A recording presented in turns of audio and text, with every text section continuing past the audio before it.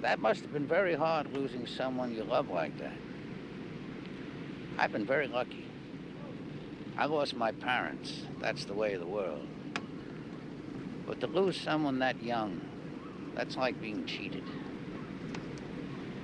That's very hard. I'm beginning to be very fond of you, Lieutenant. I think you're a very kind man. Don't count on that, Miss Mitchell. Don't count on it.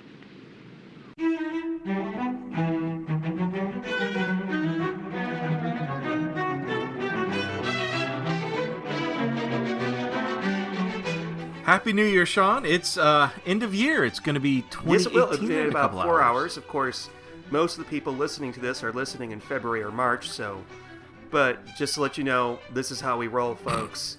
We record this stuff way ahead of time in batches, and then we let it out. But the reason that you probably haven't heard from us for a while is because of the holidays, because both of us are very busy, and Right. so the gap between the seasons, so to speak, was longer. And to fill you in a little bit of inside baseball, we did our Colombo Goes to College episode in early December. And then we weren't able to record because I kind of... Nice. Steve used to have a seasonal job. Now I have a seasonal job. And we just... so now we're recording on New Year's Eve. Well, in 2017, I don't know if there was much news in Colombo, but I like to think that there was a new podcast that was launched this year. That was pretty much it, yeah. There Hopefully will be more. 2018 In there's fact, more. just today, I found out on the Twitterverse. I'm not a Twitterer, but somebody was following me, and I had to check this out. There will be a Colombo Cookbook coming out in 2018. What?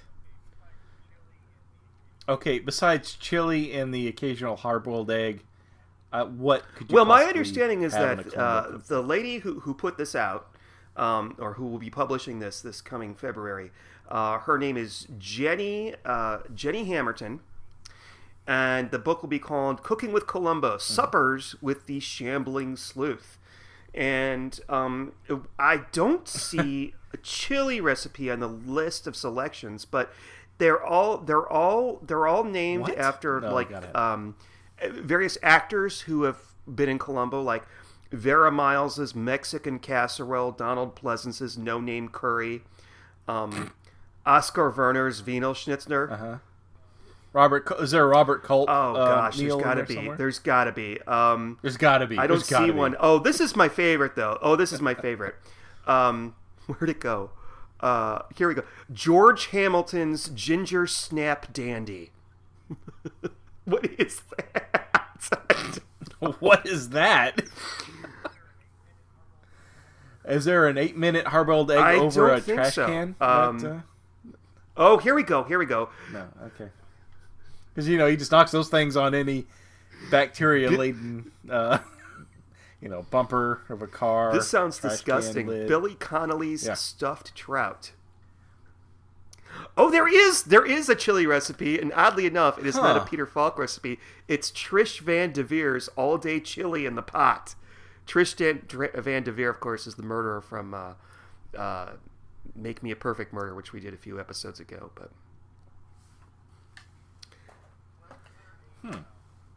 Well, is there a recipe let's see. for Ruth, Yes, Gordon? there is. at all? Ruth Gordon's zucchini omelet.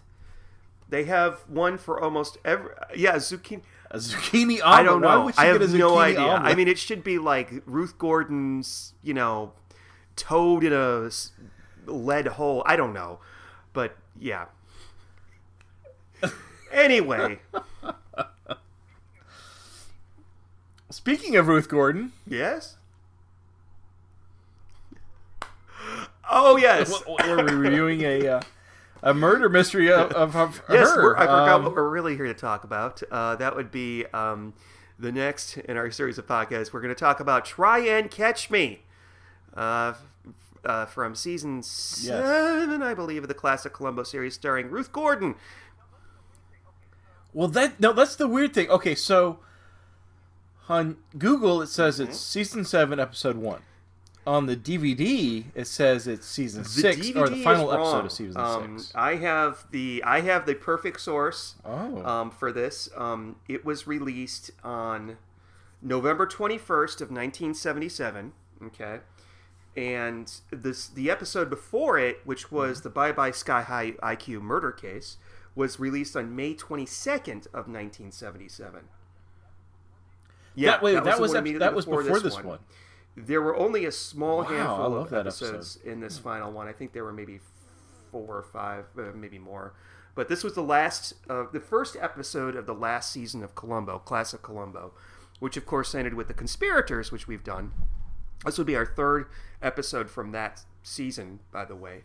And I just want to say right off the bat, watching this, the very first minute of this, with the music and the way it looks so polished and so cool. It doesn't look anything like the Greenhouse Jungle, which of course is that one that you really liked and I didn't like. It even has music that's not recycled. It's not been used in any other Columbo since, nor in any other episode before that. Yeah, I did notice when watching it for reviewing, the music really does stand out.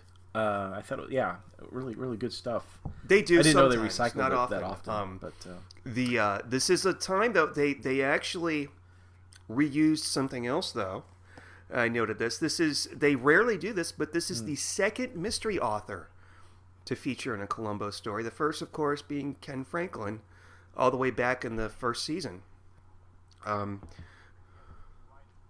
Where he has the writing partner, right? It would have been so cool if they had a reference to that, to Mrs. Melville or something like that. But, and this is the second episode that we know of. In fact, I think it is. But this is the second episode that we've done now where the murderer takes off to New York City from L.A. while they allow their victim to suffocate back in L.A. Yes. Yes, the wine one. Any Old Port in a Storm. The name. But yes. Yeah. Any Old Port. Yeah. Interesting, because that I was thinking of that episode while watching this one. And I'll explain that at the end. But anyways, Ruth Gordon. So she plays mystery author. Correct. Abigail Mitchell.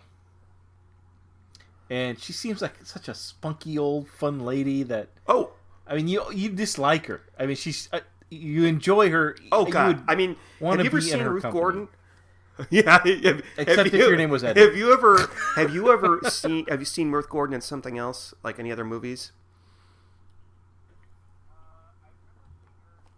I remember seeing her years and years ago, probably like when I was in high school, where she was with a young man. Harold and Maude. It was like in the 60s. Yeah. That is a great movie. Harold and Maude, do yourself a favor, watch that again now. It's a much better movie when you're older, and man, it will make you cry. She, of course, was in Rosemary's Baby, where she won an Oscar, and she was also in a movie called Where's Papa, which I've never seen, but I hear is hilarious, and tons of other stuff that we've never seen. But yeah.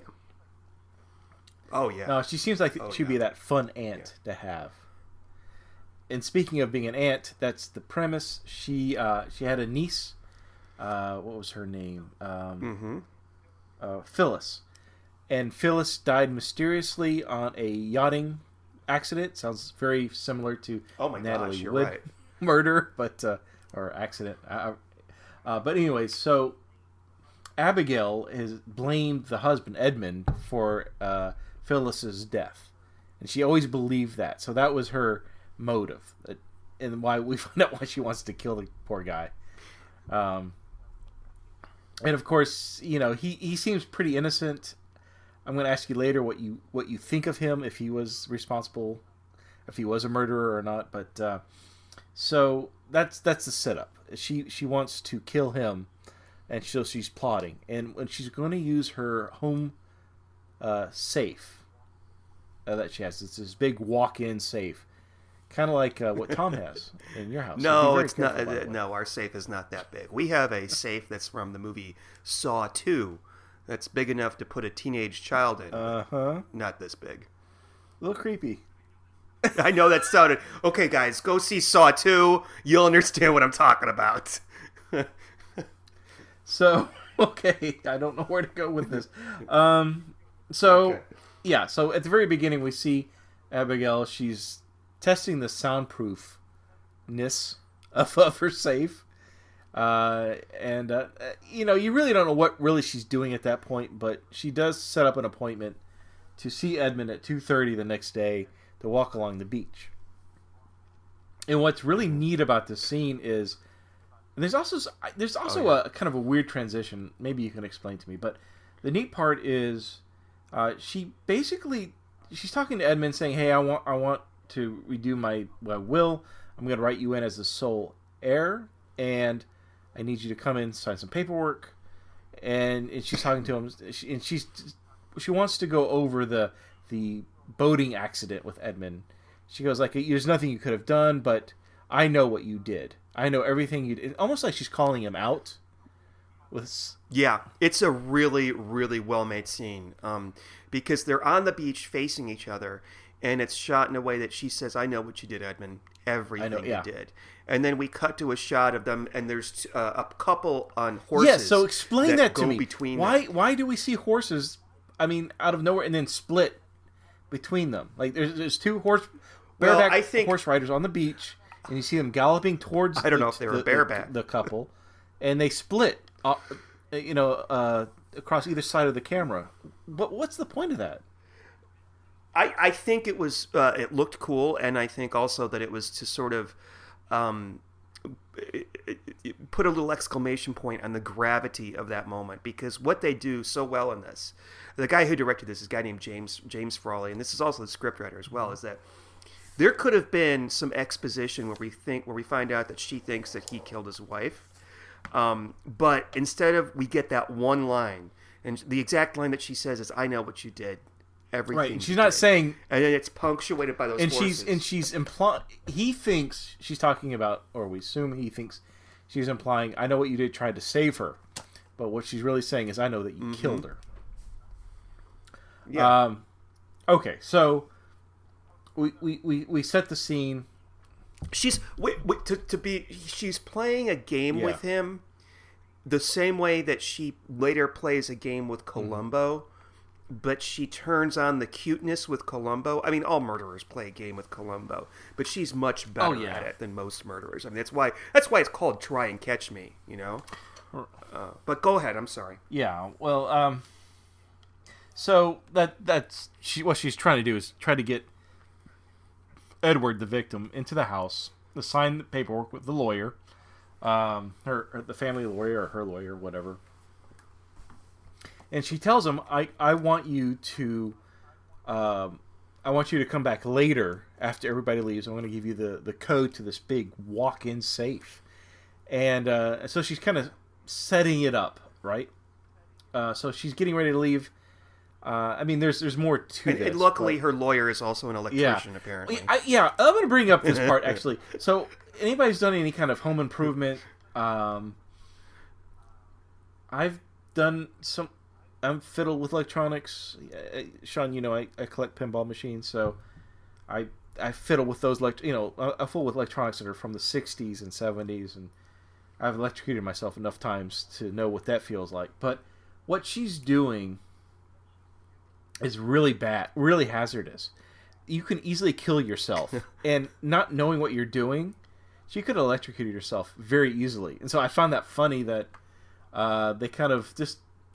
She kind of shortened out the switch real easy, and I don't know. I found that odd. If I didn't know what I was doing, I was putting in a metal rod into those wires. That's not a good idea. And ladies and gentlemen, she asks her lawyer to do it. Electrocuted himself enough times to know what that feels like. Yeah, it's really unpleasant, but she's got it timed apparently. In such a way that, while her lawyer fixes that, which is so risky, because what if he was better at fixing it than she thought he was? He's going to be down there sooner and catch her with Edmund. Well, all lawyers have a skill in electronics, I'm sure. Yeah. and electricians. Yeah, it's kind of like a video game. If you're walking around and you see a book and it says electrician's handbook, your electrician skills go up. And so, speaking of electricians, so the light in the safe is out, by the way, too. Yeah. So I don't know if that's her tampering or if it's always been that way, like she says. But anyways, so... Oh, that's a good point. Well, if it was her tampering, could you imagine how evil that would be? Oh, no, she's quite evil. I think we've discussed this. I don't know if it's been on this podcast. We've discussed this before, how Edmund dies is probably the most horrific way for a guy to die. Yeah. Okay, so I guess we should just approach that now. So I would rather be shot in the head by George Wendt in my car any day than die like this. He had enough to think about it. He had enough to leave hints, in the dark with air running out. I mean, the guy died a horrible death, slow, painful, horrible. I mean, this woman, she's so sweet, but when you know what she did, it's just he suffered. He must have. And to think that he was probably pounding on that door and screaming and yelling right after she closed it on him while she's talking to her lawyer, and she knows that, but of course they can't hear him. It's just really. And all the while she's on a flight to New York, and drinking scotch. Yeah, but what's really also really sad is that his character, his not so innocent but sweet. He's really nice to her. I don't know what his motives are for real. Obviously, he stands to maybe inherit her wealth, but he's really nice to her. There's even a line that he says when he's signing the will. He says to the lawyer, the lawyer says, well, don't you want to read it first? And he says, why? Don't you think I trust her? And, of course, the last thing that he There's planned... another thing he says where she says, in case of my going, if I pass. And he said... paraphrasing, but he says something along the lines like, well, I hope that never happens. I hope you live a nice, long life. These are things that you say to your grandma, yeah. And she kills him. And the look on his face right before she slams I know what you did! I know what you did. You murdered me. She tells him. Now, let's take the thought that maybe he didn't kill Phyllis. And maybe he's thinking... Okay, maybe he's thinking, when she said that, maybe what flashed in his head was like, oh my gosh, you saw the time I had my dick in my hand when I was in the bathroom upstairs. What? Sorry. What? Okay. So well, I mean, she's got electronic doors and crap. Maybe she's got cameras in the bathroom. Who knows? No, you may be thinking, she does have the electronic door. That's right. That goes over the safe. But the look on his face. But yeah, you know what? That's what I would be thinking. Like, she saw me in her bathroom. Oh no. I'm sorry. Whether or not he really did kill her niece is a question that's been posed in other podcasts. And I think that he did kill her. You want to visit that now? Not because it would make. I don't think he did. And why do you think he did kill her? Like, what were the clues to you that he did the deed? There is only one clue, okay, and that's the part where they go to his apartment, which is the swankiest bachelor pad ever for 19. If I was a dude in the 1970s, I'd want that bachelor pad. He's got a full rack of wine. He had half a glass of wine and half a bottle. He didn't make his bed. Saw some Jim Beam in there. Anyway. Yeah, and he had I've never noticed this before, but there was on the dining room table was a unfinished game of solitaire. So apparently he'd like to play a little bit of solitaire. But the clue in the apartment is that he didn't have any photos of his dead wife. You know what? Maybe he suffers, and every time he sees a picture of her, it just makes him depressed, and he had to remove all images. No, I think he was innocent. He did not want Abigail to die. He thought of her as a sweet old lady that he needed to, be nice to. And if he really wanted her wealth, I don't know. I don't think there was a reason for him to kill Phyllis. I think he was innocent. I think Abigail was evil, Go on. Maybe the reason that he killed Phyllis wasn't for her wealth. She was nagging him? But because maybe they got into a drunken argument and he hit her and she fell over the side and drowned. Or maybe he found out that she was cheating on him. Or maybe she found out he was cheating on her. And he, you know... I really think that if your wife he had dies, a gay love affair with Christopher Walken, and they got to an argument and fell overboard. I'm sure that wasn't what happened. What are we talking about? I'm sorry. Are we talking about the show? You're talking about what's his name? Robert Wagner and Natalie Wood and Christopher Walken. That's the prevailing theory in that is that Walker and Robert Wagner were lovers, and Natalie Wood caught them, and an argument ensued, and she fell overboard from that. Well, you've been watching too much. I don't know what the hot gossip show. But anyway, I want to go back a little bit. One of my favorite things.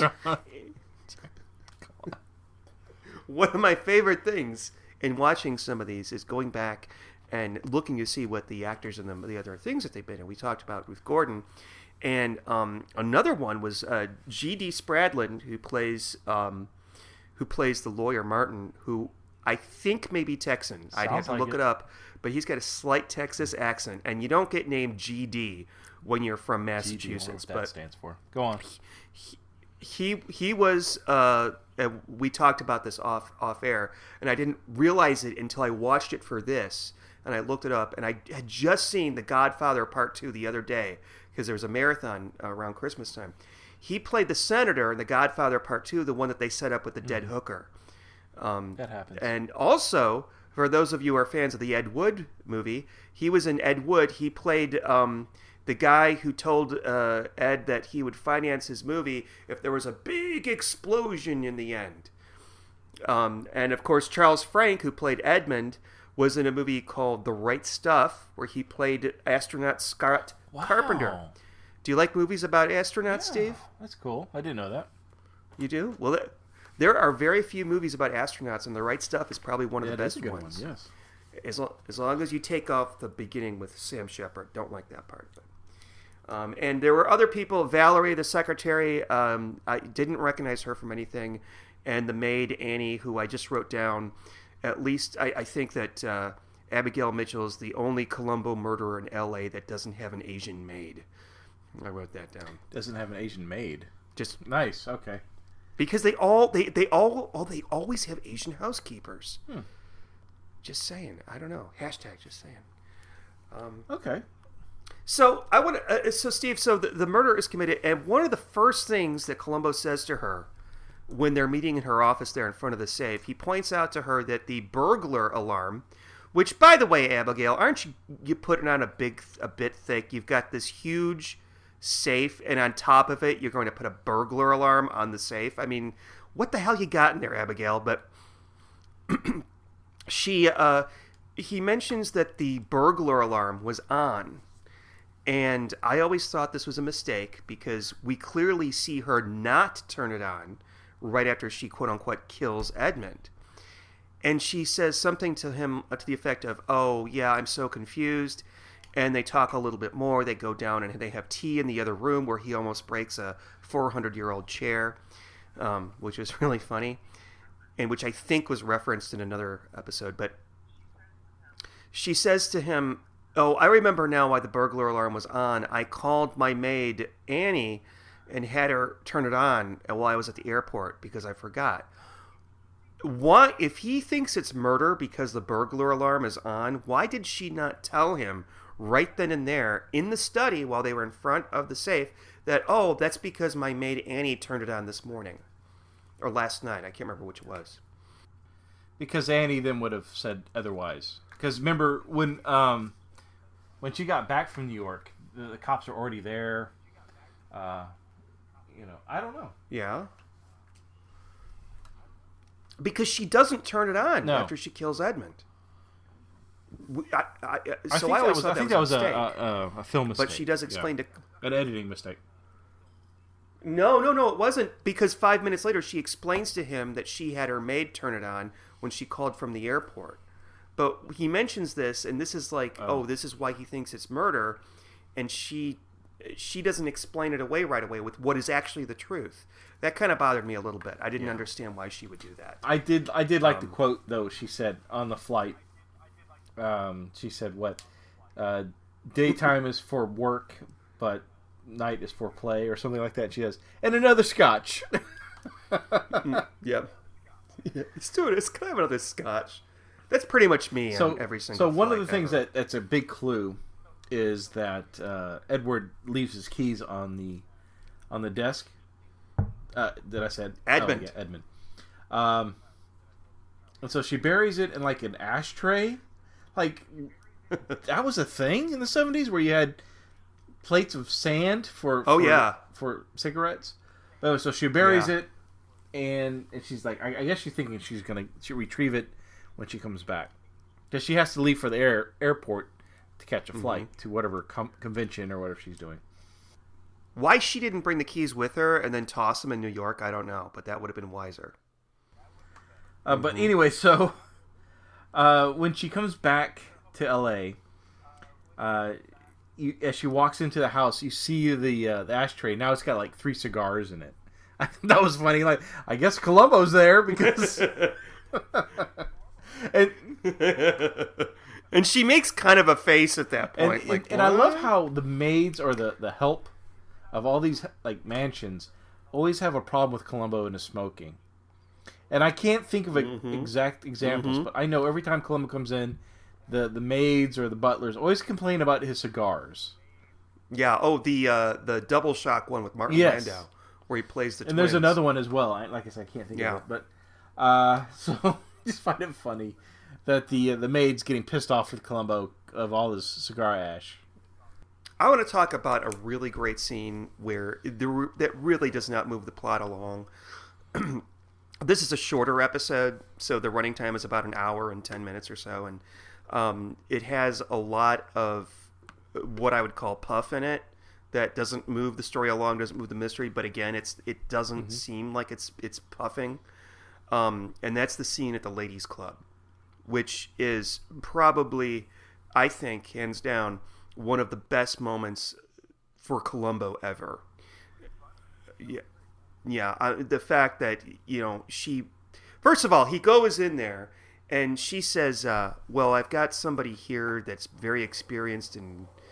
Yeah, I know, yeah. No, she said, I wrote it down. She said, someone whose murder is a part of his everyday life. And you see Colombo, like, stand up, looking around. Who is this guy?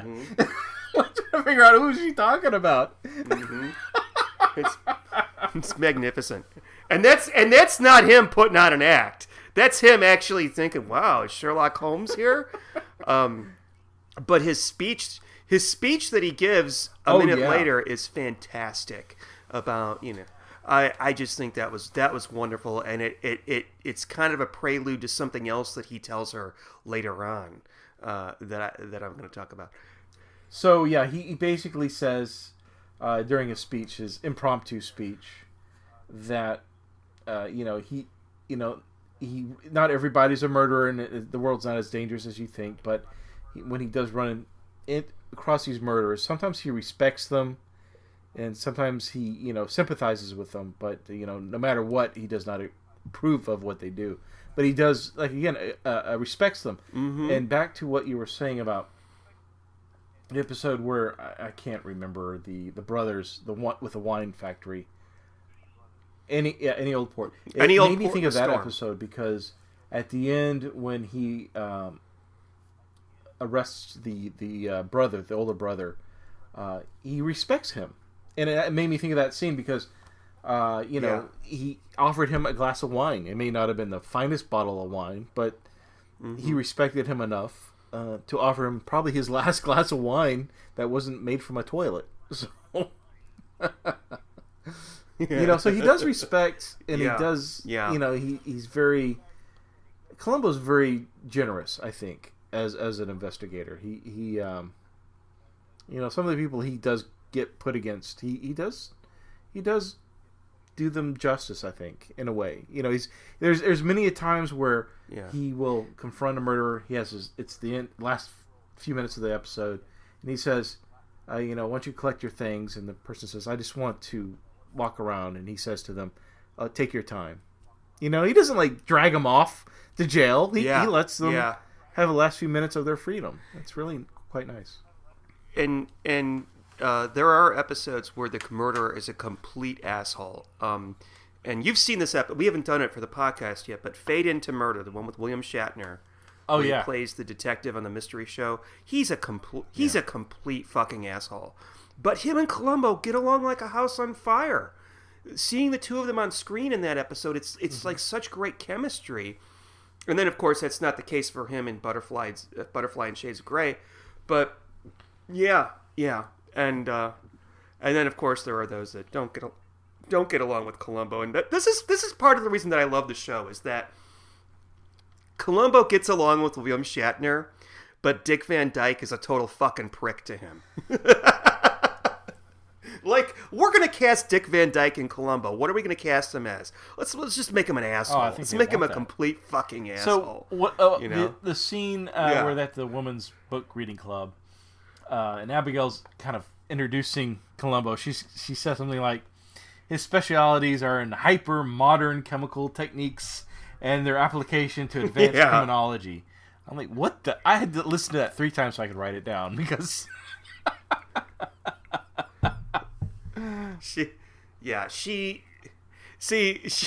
What's so awesome about the two of them is that they both know that they're smarter than the way that they're putting up. Like, she probably knows that he doesn't know what the hell she's talking about, but she knows that he's going to play it off.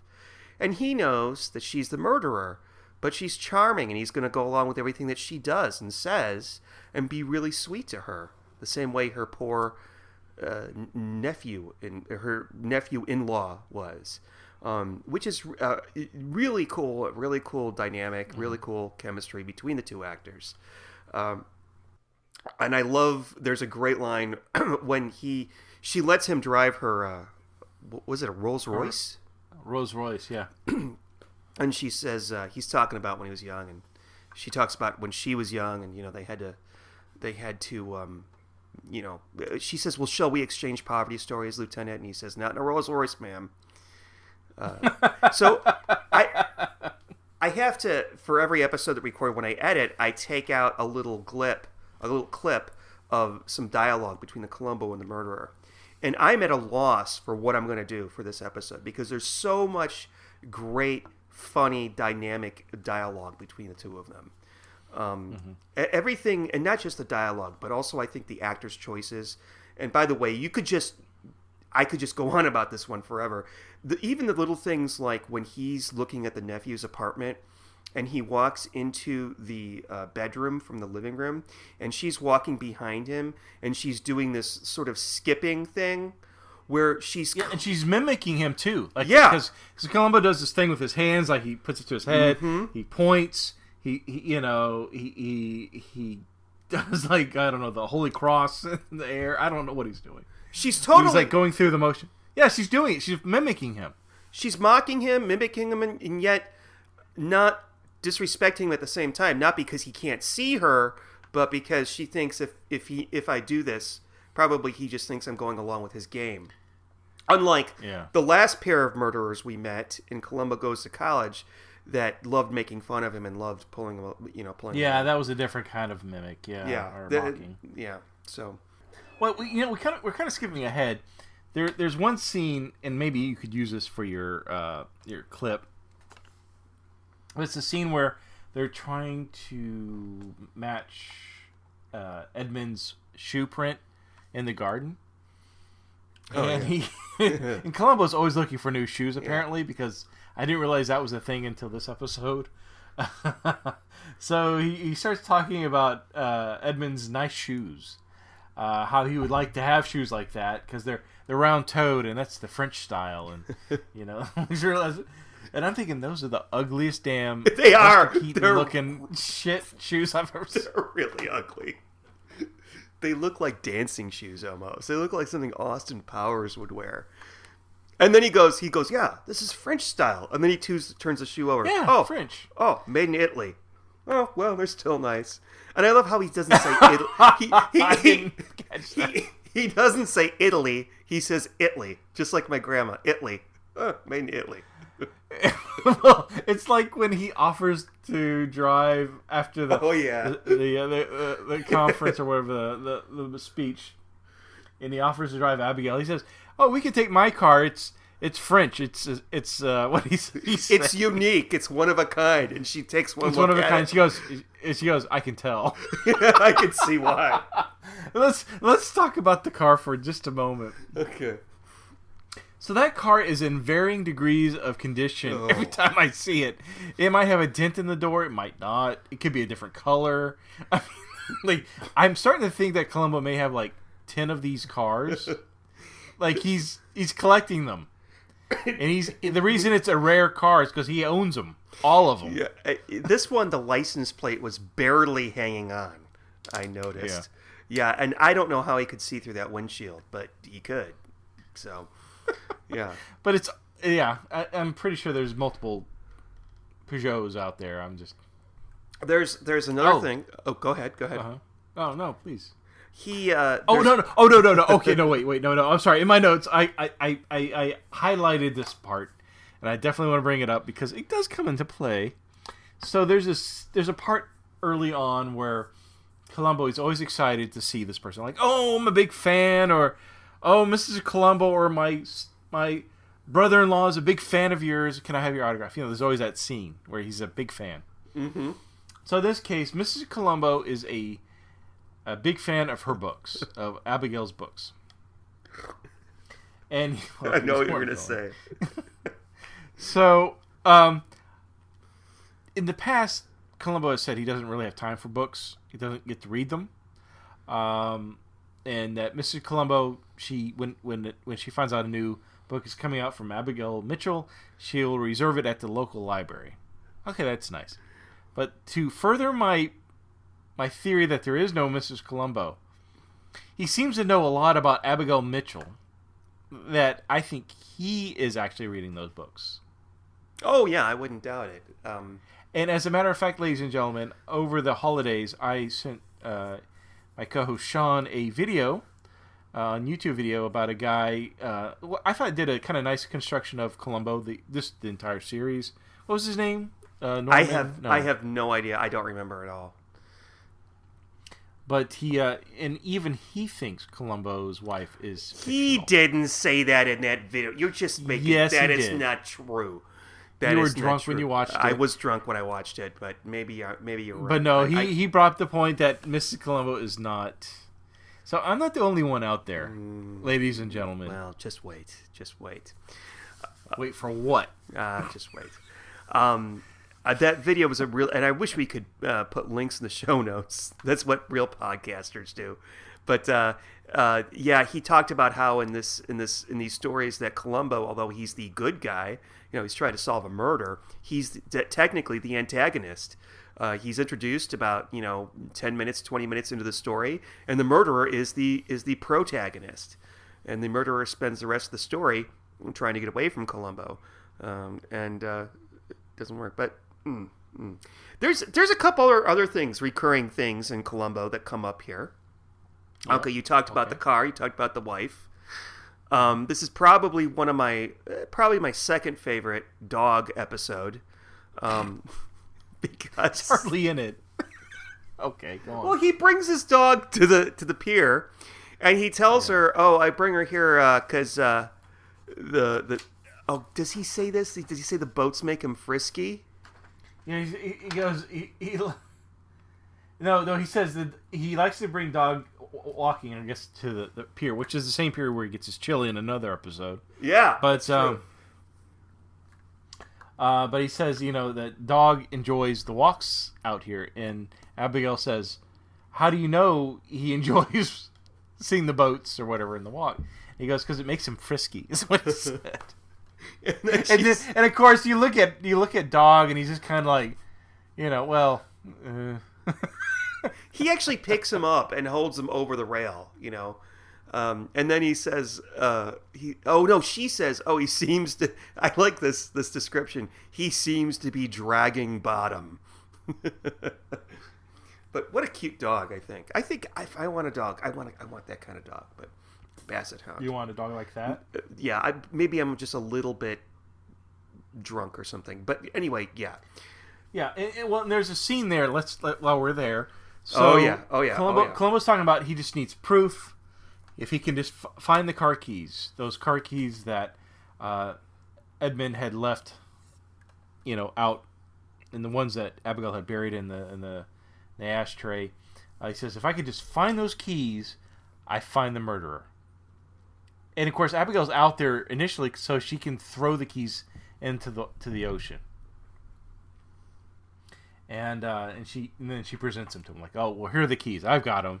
You think you found the killer? No, you didn't, because I found them by a water sprinkler. Now, what we kind of missed in this podcast is that who found them was her secretary. Yeah, it was Veronica, the secretary. She found them in the sand. Right. So Veronica kind of blackmails her in this because I think Veronica figures out what's going on pretty early on. Like, why are these keys here? And why is Abigail looking for them? Mm-hmm. She even says, I need more money. I want to travel. I want to go on the cruise with you. She doesn't want to leave the country without her because she's afraid that she'll set her up and frame her, Mm-hmm. Would Abigail really be able to frame Veronica, though? What would Veronica's motive for killing? Oh, she would. No, she tried to. She tried to towards the end. Well, later at the end, but... Yeah. What's interesting is that I think that everyone around Abigail thinks that she maybe had something to do with Edmund's death, because later on, when she's about to leave on the cruise, her lawyer is there. By the way, whose lawyer comes to meet them off? Anyway, he says to her, You're a lawyer. You don't do that for your clients? I wish. He says to her, I get the idea that maybe he was a Tom Hagen, like maybe she was his only client. But he said to her, call me anytime you find a body in your safe. And, he knows. I think everybody knows that she did it. Yeah. Don't you? And they're all defending her because she's just so sweet. Mm-hmm. But so Veronica confronts Abigail in the rose garden. And here's another odd choice of edits or direction. Maybe you can help me understand. Kind of reminds me of the horse thing, beginning of the episode. So Veronica is telling Abigail that I found the keys. I want more money and I want the travel, so forth. Blackmailing her. She's giving her the terms.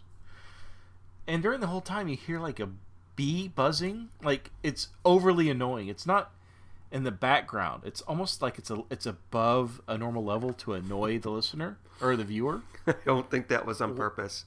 I think you don't think that was on purpose? I did not hear that myself. So but I know that you have a really good sound system.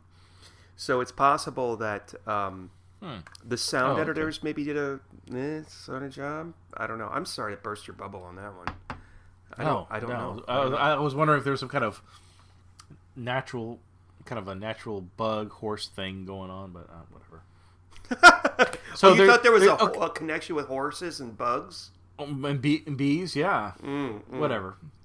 Okay, but there is a connection, Sean. I do have a very unique connection between this episode and previous Colombo episodes. Okay, what is it? Tell me, please. Belly dancers. Yes! I wrote that down, too!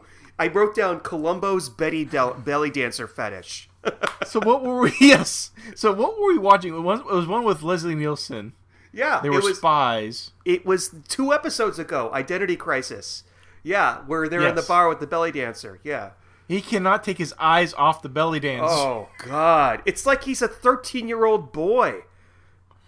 Oh, he's got a fetish for those things. I don't know what's going on. This, I must say, I believe. Those are the only 2 episodes where there's belly dancing that's ever in. And by the way, that belly dancing scene did nothing to further the plot whatsoever, because he asks Veronica, "Did Abigail have you type up the manuscript, and then put it? Did she tell you to do that or something like that?" It doesn't really help. it seems to help establish that Abigail wanted Veronica to find the body. Find the body, but beyond that, it's also a reason for him to ogle belly dancers and then be and that whole scene where he gets encircled by a bunch of belly dancers and I don't think belly dancers ever come up again in Colombo, even in the 90s. No? No, I don't think so. Well, there wasn't a thing in the 90s. I think it was a 70s thing. Well, I was in a restaurant in the 2000s, and there was a belly dancer there, and she came up and danced by me. Of course, that was when I was young and thin in my early 30s. Did it turn you on? Didn't turn me on. Although I find ladies' bellies very attractive. They are extremely skinny ladies. I'm sorry, but. Nice. All right, so let's move along. Nothing to watch here. That came out really wrong. I got to ask you a question here, Steve. I got to ask. This bothered me. When did he know? First of all, he thinks it's murder right away because of the car. Number one, the burglar alarm was on, but that's explained away quickly. The car keys are missing. That means there had to be somebody else there. When is the point when he thinks that it's Abigail Mitchell? I think he knows really early because I think he's playing a game with her. He just doesn't have the facts. He even says that, like, I don't have the facts to prove my case, and I need to do that, and I'll be back. Mm-hmm. I think he knows she did it. I think obviously Veronica knows he did it or she did it. I think the lawyer, BJ, knows Martin. She did it. The character is Martin, but the actor is GD. GD Spread. GD. I think he knows. I think everybody knows it, including Colombo, that she's done it. And so but the problem is, and that's why I think he's playing with her. Is like, there are some people that are nice and I respect that are the murderers. I think he's talking to her. Yeah, absolutely. Yes. I think definitely from that point when he's delivering that speech to that book club, I think he knows. Yeah. And he's just saying, I like you. You're a sweet person, And it's extremely discomforting if you think of it in her shoes. And also, she says later on, what they're at the pier. Oh, it was really kind of creepy. It actually made my spine tingle. When she says, well, I think you're a very kind man, like she's being all sweet. And he turns to her and he says, don't count on it. Yeah. Like, damn, that's he doesn't say that once, he says it twice. Don't count on it, Miss Mitchell. That's something that like a hard-boiled private eye would say. Don't count on it, lady. Don't count on it. Like it's almost like, you know what, I like you, but fuck you, you killed somebody type of thing. Well, yeah, he both says we're both professionals. Yeah. So there's a scene that kind of made me chuckle. This was after they were she gives him the keys at the dock, and they go back to her house, and she's showing him, like, this is where I found the keys, by this water sprinkler. Mm-hmm. And so Colombo goes, okay, I've got everything I need, and he starts to walk away, and so she stops and she goes, Colombo, I have one more question. Mm-hmm. And he does a little chuckle. That cracked me up. I think because he never says that in this episode, and there's somebody else who says it. It's the maid.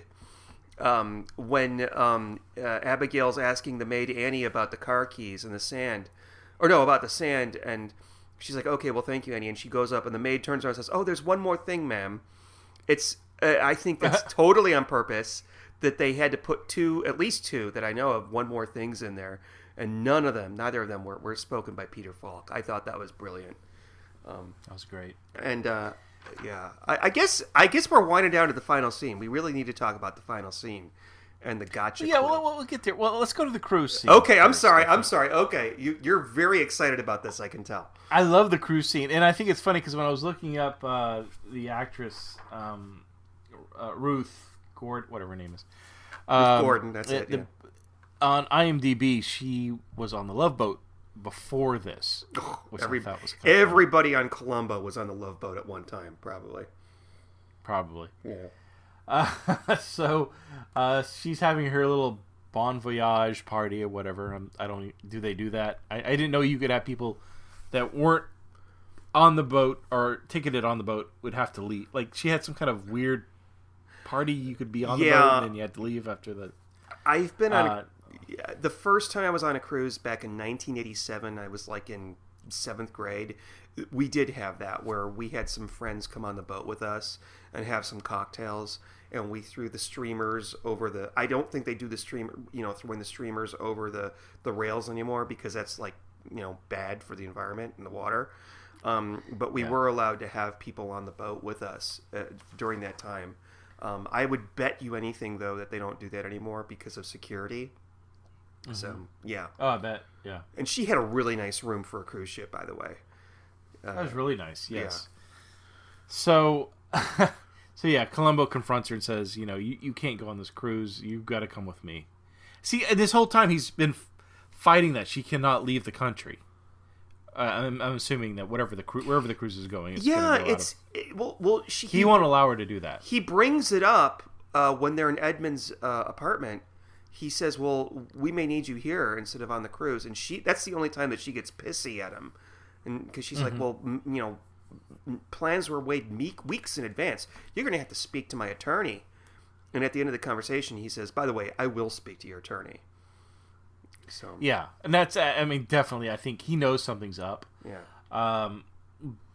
So yeah, he basically takes her off the cruise, brings her back to her home, and yeah, this is a great scene. So they're starting to piece together the last moments of poor Edmund's life. Oh my God, what a horrible way to go! I cannot imagine. I would not want. Oh gee. So he's they're going over. He pulls out these safety deposit boxes that she has. He's got black paint under his nails, and she's like, "Oh, did he scratch his way?" She's very, very graphic, I guess, as an author, a murder mystery author. She's very graphic about how his death. She's just relishing that he suffered. Yeah. Not to mention she might actually, the way she plays along with Colombo in this, she says like, well, an arrow pointing down, maybe he was pointing down to his new shoes, or an arrow pointing up, maybe heaven is my destination. Or is that a V? Do you think it's Veronica? Is it a V for Veronica? Yeah. Or A for Annie? not her name, but Annie, the maid. It was funny.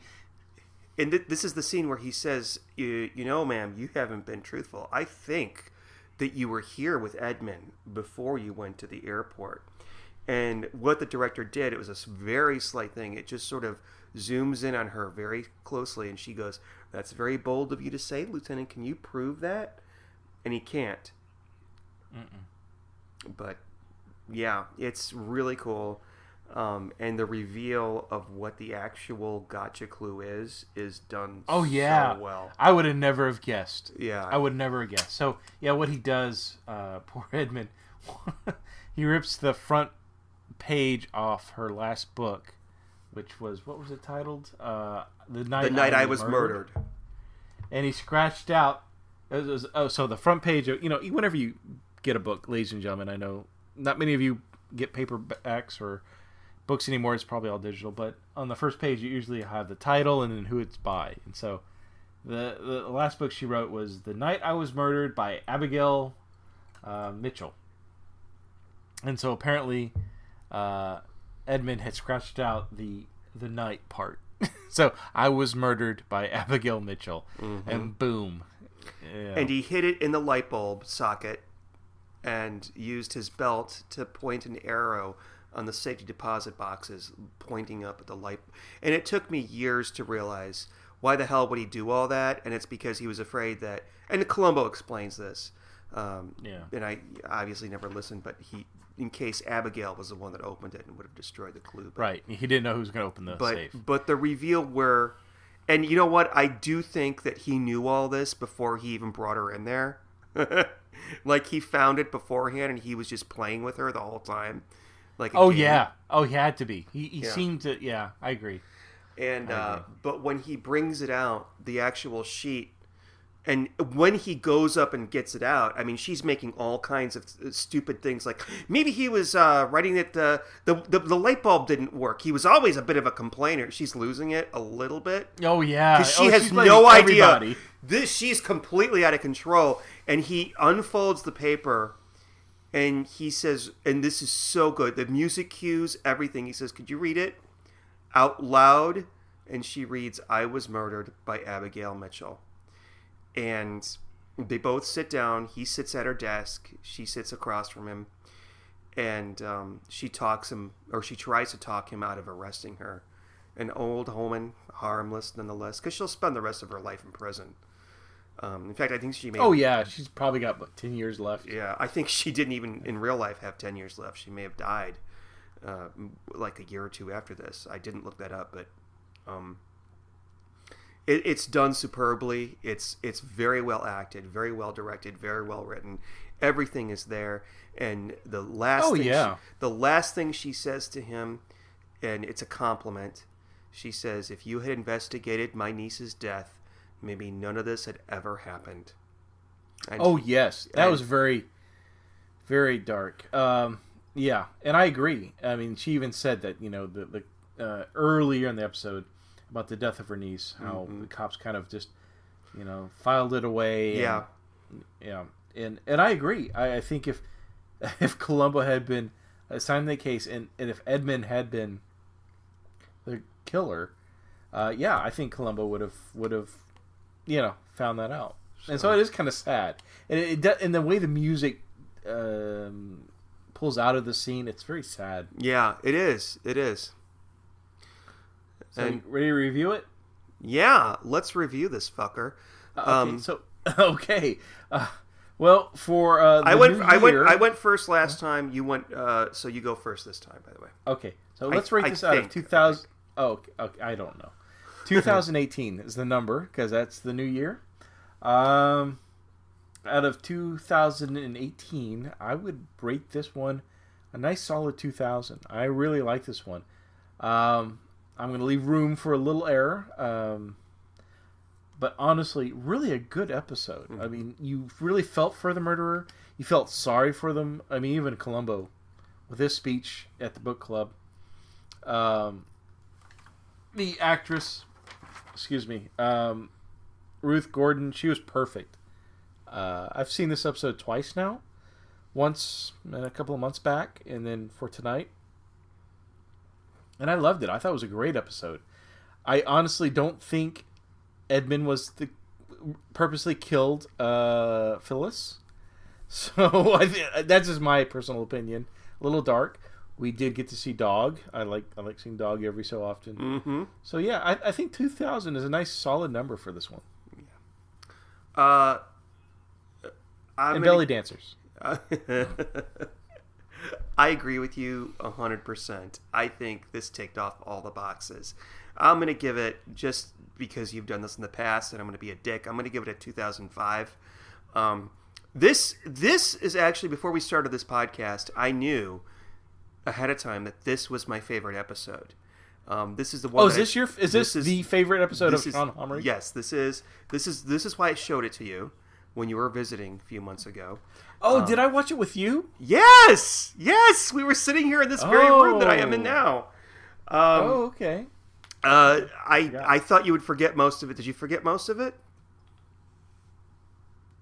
I forgot that I watched it with you first. Okay, but it really takes off all the boxes. We have a really unique relationship between the murderer and Colombo. We have all the Colombo stuff. He mentions the wife repeatedly. We have the car briefly. We've got the dog. We've got belly dancers and his belly dancer fetish. It really is. It's a perfect Colombo episode, I think. Maybe I should give it a 2018. I can't...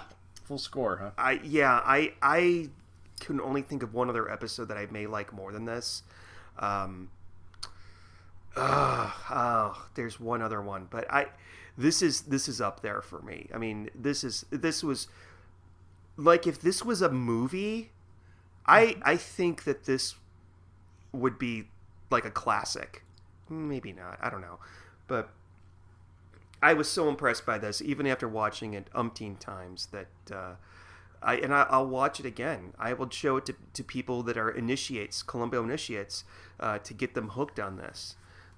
It was not the first one that I showed you, by the way. The first one I showed you was Playback, and then I showed you the Dick Van Dyke one, and then I showed you this one, and then I showed you the George Hamilton one, not the 90s one. Okay, that doesn't help. But no, this is definitely I could watch this probably again tonight and still enjoy it. And the part of it is also that we've got this really sweet person that committed an unbelievably heinous murder. I mean, just that's like I would have nightmares about that. That is like a Game of Thrones murder, which actually happened on Game of Thrones. Like, the only way it could be worse is if she buried him alive in a coffin. Okay, because then you have confined spaces. Well, Britt, that's what she did. That's what she basically did. Almost. Well, it wasn't in quite the dark. Small. I mean, he had no lights. He had 6 matches, and he burned every 6. And like she said, he was burning the oxygen he needed with those 6 matches. It was like really gruesome mafia revenge crime in a way, but obviously she was not. Mafia. Oh yeah, yeah, she was the heart of the devil. I mean, she's this little old lady, the sweet little old lady that you would like, that you would want to spend time with. Yeah. But anyways, so I wanted to go over because obviously it's the holidays. So for Christmas, I got to play a video game that I really enjoyed, that I received, was L.A. Noir. Are you familiar with this game? I have heard advertisements of it on other podcasts. Interesting. So it's a video game where you're in homicide. It takes place during the 40s, maybe 50s. I think it's late 40s, and you've got to solve murder. So you ask questions of people to try to figure out if they're the murderer or they're suspects, whatever. Try to get more clues. Is it an open universe game? Yes, so it's you can go anywhere, do anything, and it's a really fun game. And I was thinking, if they do a reboot of Colombo, which we've talked about, I would think instead of doing a complete reboot, maybe doing a prequel kind of thing, where we see Frank Colombo, as a street cop, working his way up to homicide. Like in this game, L.A. Noir. I think that would be a really cool idea. Make it a time period piece that takes place in the 50s. I like this idea. But it's the same format, right? It'd be the same. Yeah, you would know who the murderer is, but you just see police officer Colombo. Maybe he does a street beat. But then he wouldn't have as much access to the suspect as if he was a lieutenant. But it would be a period piece. Yeah. So that would make it kind of cool. I think that would be awesome. It takes place in LA.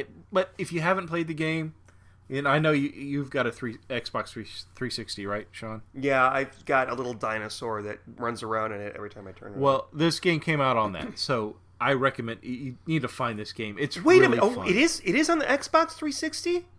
Yeah. Really? Oh, yes, yeah. Please find it. You'll love it. It's like a murder mystery book, but in video game form. Oh, yeah. I'll buy that shit. Oh, yeah. Definitely.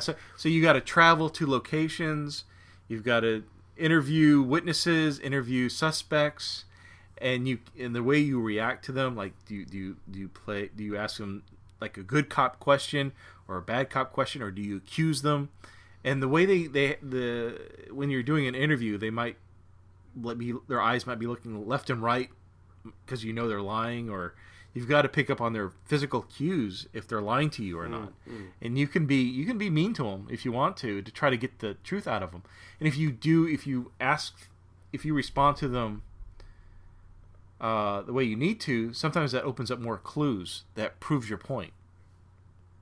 And so when it's time to accuse the suspect, you have all your clues and you can then put them in jail.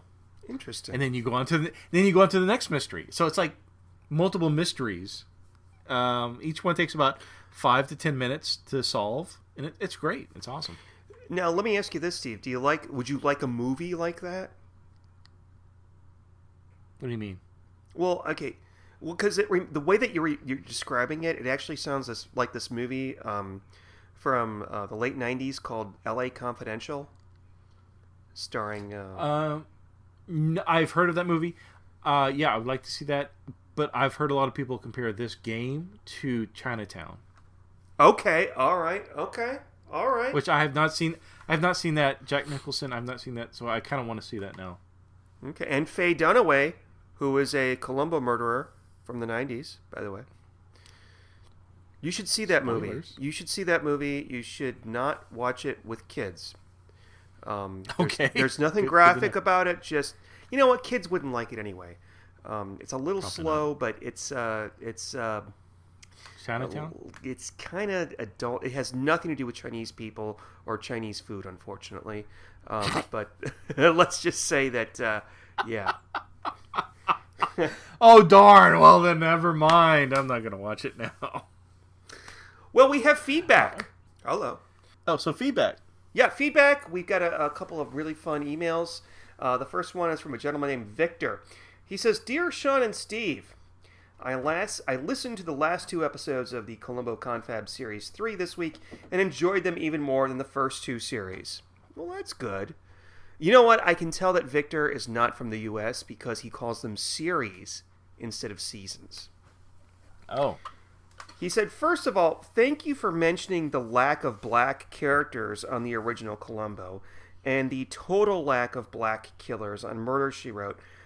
The show, at least the original series, is still one of my all-time favorites, but at one point it had occurred to me that if part of the appeal of Colombo is seeing a working-class schlub take down the rich and powerful, the fact that no black person was ever the killer might be sending the message that blacks would never be a position of power where they could kill with impunity. That's true, yeah.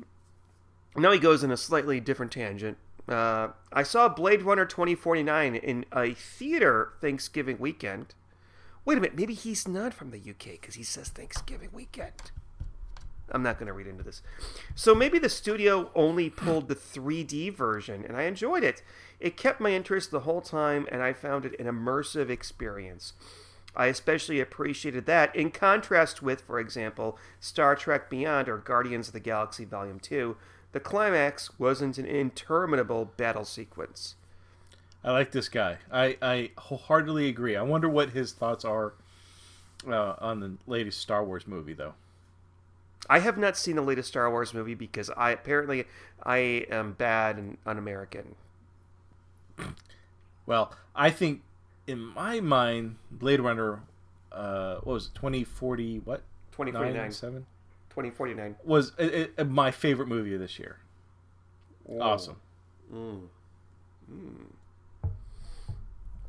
Then he says, obviously, and I think he wrote in again, or I'm sorry, he wrote in earlier, and then he said that Identity Crisis, which is the one with Patrick McGowan and Leslie Nielsen, he said that was one of his favorites. He said, obviously, I disagree with your dislike of Identity Crisis. It's probably my favorite of the Colombo episodes where Bill Driscoll was the head writer without Peter S. Fisher. I kind of like being Colombo being brusque and businesslike on occasion. Besides the ending with the clock, one of the things that made the football episode with Robert Culp stand out for me is the lieutenant's interactions with the private eye who planted the bugs. That was one of which the scenes was on the pier that you talked about in Try and Catch Me. What I like about scenes like that and the scene in the hospital in Exercise and Fatality where Colombo displays anger toward Milo Janis is that they demonstrate that Colombo's cuddly goofball image is mostly a facade as opposed to his actually being a cuddly goofball. Another example... it's kind of like a thin veneer that if you don't tread lightly, it'll show. Yeah. Another example of this would be the look on Columbo's face when Nelson Brenner tells him that he had his house bugged. Okay. I don't remember. He said, I think be seeing you was also a greeting McGowan used on the Secret Agent / Danger Man series. And he says, was there really a Lou, Ted, and Murray in Butterflies and Shades of Grey? I know there was a Ted and a Murray, but I don't remember a Lou. I may be wrong. He says, those were the names of the 3 main male characters in the Mary Tyler Moore Show. I'm looking forward to Series 4. Be seeing you, Victor. Well, thank you, Victor. I didn't really think of that. Oh my gosh, that's really funny. Yeah, because in Mary Tyler Moore, you had Murray. That was the boss. Ted was the bumbly news anchor. I've never watched that show. I feel really bad. I'm so sorry. I know that Ted was like a womanizer kind of. And Betty White was on that as well, right? I don't know. Was he a womanizer? He was more kind of a goofy, dumb. He was dumb was he the weatherman? No, he was the news anchor, played by Ted Knight. Okay. Okay. Our next email and second of last emails, and after this we will be revealing what we're going to talk about next time, is Ed Doug. He says greetings from Maine. That would be Maine the state, not Main Street. He says, hi, Sean and Steven. And then he says in parentheses, just going alphabetically. He says, I just found you recently. I like all 3 Colombo podcasts. Well, thank God for that. I hate when people say, oh, they're assholes or whatever. You're like the third, maybe my 4th favorite. Yeah. You all bring something. A female Columbo would be cool as well, but I still have plenty of your podcasts to look forward to. Okay, so this is I don't know if Ed is really, and if you want to see a female Columbo, watch the remake of Diabolique, which is a French thriller from the 50s, I think, which is where the idea of the Columbo persona was developed. It was from that French movie, and then they remade it. And Kathy Bates played that character in the remake. That's the closest I can. Now, what he does is he lists some of the episodes that we covered with some links. And I did not hit some of the links because it's on my phone, and my phone is slow. But The Conspirators, talking about Carol Hemingway, he says she doesn't appear to be too Fox News friendly. I'm assuming that means she's liberal. I don't know. Strange Bedfellows. He says Steiger wanted to play Michael in The Godfather. Rod Steiger wanted to play Michael in The Godfather. Remember, Rod Steiger played the punk-ass gangster in Strange Bedfellows. That eventually was the reason that, he told George Wendt he was going to kill him. So George Wendt, confessed to Columbo so he could go to prison. Instead of being... Do you remember this? You don't remember this, do you? It was back in season 1. We're in season 4. Okay. Any old port in a storm. He says, Columbo guessed that the AC was off in the room containing the wine on the day of the record heat. He could have easily found out if the winery lost power on that day. Knowing Carsini didn't really trust anybody, nobody else had access to his valuable wine. He must have turned off the AC before he left. Why would he do that? Or maybe just turned off the power completely. Any sort of supermarket automatic doors, you need power to open them. No one else had a key, so no one could get in. But with no power, no one could get out. Just my theory anyway. And Robert Walden, mustache guy, going after his dead friend's girlfriend, fiance, is still with us. I'm sure that I asked that question if he's still alive, because I know that his fiance wasn't alive. Because I'm obsessed with deciding whether or not people, or knowing whether or not people are alive or dead. Okay, then he says, now file this away, Steve. He says, just a random thought, but would it kill Mrs. Columbo to get involved with one of his cases? On another subject, if you would like new Columbo adventures, try, and then he sends a link to a handful of books, which I have tried I've read only one Colombo novel. It wasn't even a novel. It was a collection of short stories by William Link. There are a number of old Colombo novels out there, I think from the 80s. But what turns me off about the novels, and I haven't read them, but they're like Colombo and the Helter Skelter murders, Colombo on the Grassy Knolls, and the Grassy Knoll. They're like centered around like actual murders that, like the Manson murders or the assassination of President Kennedy. And I have no interest in learning, but I don't think they're actually like that. But I maybe we'll do a Colombo book club someday. But he said, I look forward to your next podcast. Well, here it is. It's one of my favorite Colombo episodes. Oh, I think he's talking about Colombo Goes to College. The murderers are spoiled jerks, but do know how to throw a party and have great fashion sense as well. Well, tuxedos like Bermuda shorts, absolutely. Sorry about the length. That's what she said. Oh, that's what he said. Oh, boo. But I had a bunch to say. Hopefully, I'll add more after re-listening and newer casts. You've been warned. And then he inserts, choose what emoji you feel fits. Thanks, Ed. Thank you, Ed and Victor. That was very good. We enjoy getting emails from folks. We will always read them, assuming, it's something positive. No, fuck it. We'll read emails if they're negative. Because I think that there's people out there that probably are like Colombo diehard fans and think we're a couple of fucking idiots. So Yeah, we are. Yeah. Or at least I am. We are. We're man-childs. We're man-childs. We're men-children. Yeah. Men, children. Yes. So this is the part... go ahead. Oh, go ahead. No, can I say one thing? I know earlier I said just like one more 2017. Thing. Yeah, just one more thing, ma'am. Just one more thing. I said earlier 2017 wasn't much in the way of news for Colombo, but actually, I almost forgot about this. The original writers of Colombo this year sued Universal. Well, I don't know when they sued them, but they won a case against Universal for not being paid. That's right. That was interesting. You sent me that link. Yes, you're right. Ooh. So that was interesting. So that's Colombo news. Was it Link and Levinson? I have no idea. I think one of them is dead now, but I think Link is the one that's alive. But I don't know. This is just a podcast. We just talk about the content of the episodes. We really don't know shit about what we... But that's Colombo news. I mean, how often will there be Colombo news? Yeah.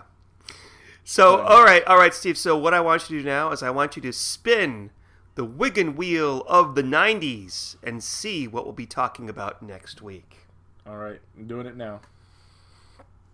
All right. It's one of 16 episodes. So it's going to be a 90s, huh? We have 16 left, Steve. 16. And of the 90s or total? In the 90s. And it's going to be...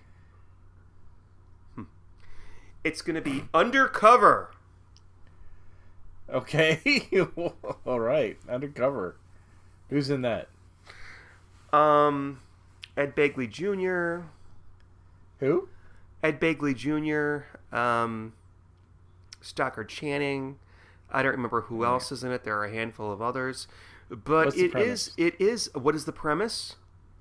This one I can't say. I think you better just watch it and be prepared to talk about it. I can't wait. Okay, Undercover. I haven't seen this one in years, by the way. So, are you looking forward to that, Steve? No. I'm not. By your lack of enthusiasm and you're not telling me much about it, it concerns me. Okay. Well, we'll see. You never know. It might be a Emmy-winning, masterpiece. So. Undercover. Okay. Yeah. All right. Happy New Year, Sean. All right. Well, Happy New Year to you too, and Happy March to everybody else who is not in. So Happy Easter, Sean. Yeah. All right. Happy Easter, everybody. All right. Good night.